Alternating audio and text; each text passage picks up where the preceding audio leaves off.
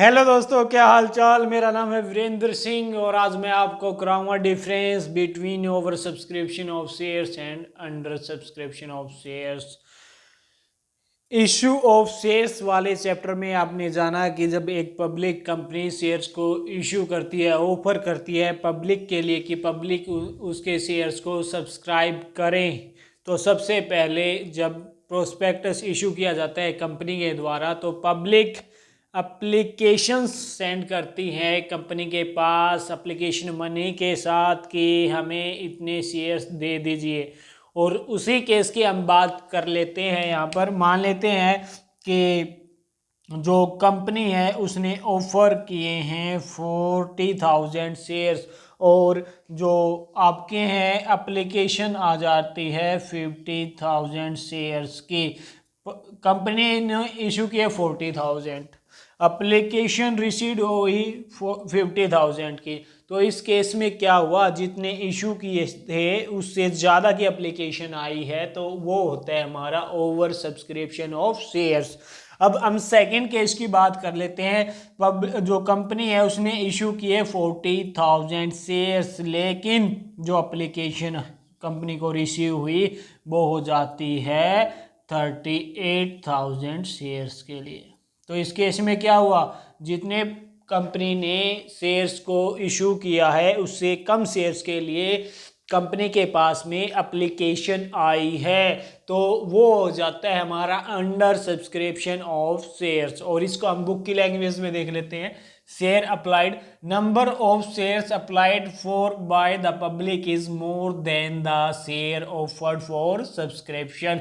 यानी कि अप्लाइड है जो वो क्या होते हैं हमारे मोर देन होते हैं शेयर ऑफर्ड फॉर सब्सक्रिप्शन, यानी कि जितने के हमने पब्लिक ने कंपनी ने ऑफर किया उससे ज़्यादा के क्या आ गए एप्लीकेशन आ जाती है।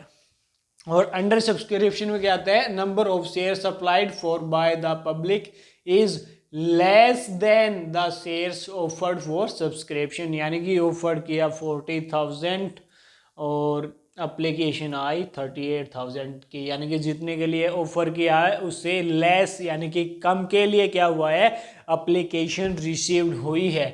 Acceptance of application, all application are not accepted. क्यों एक्सेप्ट नहीं किया जाता, क्योंकि जितने शेयर इश्यू किए हैं उतनी तो एप्लीकेशन को एक्सेप्ट किया जा सकता है। अब ज़्यादा आ जाती है, जो यहाँ पे 10,000 है ज़्यादा आ गई हमारी इस केस में, तो इनको कंपनी कैसे एक्सेप्ट करेगी। अब इसमें दो ही सिचुएशन है, या तो कंपनी क्या करे, जो प्रोपोर्शनेट बेसिस है, प्रोपोर्शनेट बेसिस है इस पे शेयर्स को इशू करे, जिसको प्रो राटा भी बोलते हैं।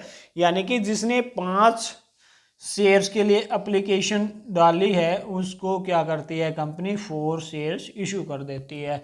और इसी को बोलते हैं हम प्रो राटा बेसिस, यानी कि जितने शेयर्स हैं एप्लीकेशन आई है। अच्छा ये भी हो सकता है कि जिसने 40 अप्लाई किया था उसको 40 ही दे दिया, या जिसने 44 के लिए अप्लाई किया था उसको 40 दे दिया, बाकी के जो बच गए उनके पैसे वापस कर दिया, उनकी एप्लीकेशन को क्या कर दिया, रिजेक्ट कर दिया जाता है कंपनी के द्वारा।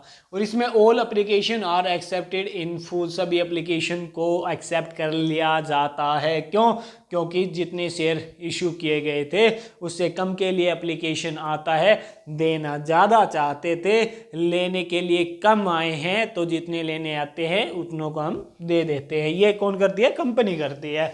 फिर है refund of excess application money, यानी कि जो एक्सेस एप्लीकेशन मनी आ गया उसको रिफंड करना है। एक्सेस किस केस में आती है, ओवर सब्सक्रिप्शन में।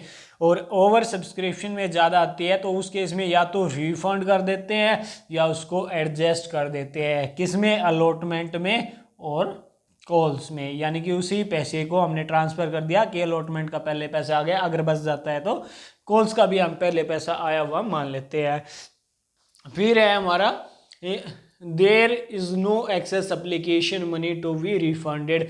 अरे ऑफर ज़्यादा के लिए क्या था, एप्लीकेशन कम के लिए आया है, और कम के लिए आया तो पैसा किसको वापस करेंगे, पैसा तो उस केस में वापस करते हैं ना जहाँ पे एप्लीकेशन मनी ज़्यादा आ जाता है हमारे पास, या तो पहले ही कम आया है।